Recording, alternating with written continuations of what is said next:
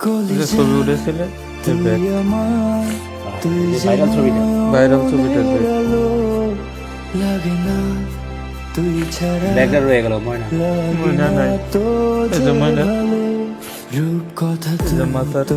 আমারই মুকুট জীবনের চেয়ে আরো দামি এটা রমজান মাস গেছে না হ্যাঁ পুরা রমজান মাসের মধ্যে পুরাটা রোজা রাখছে তোর গরমের মধ্যে একটা রোজা ভাঙা যায় না। বয়স 9 বছর বিশেষ করে পুরাটা রোজা রাখছে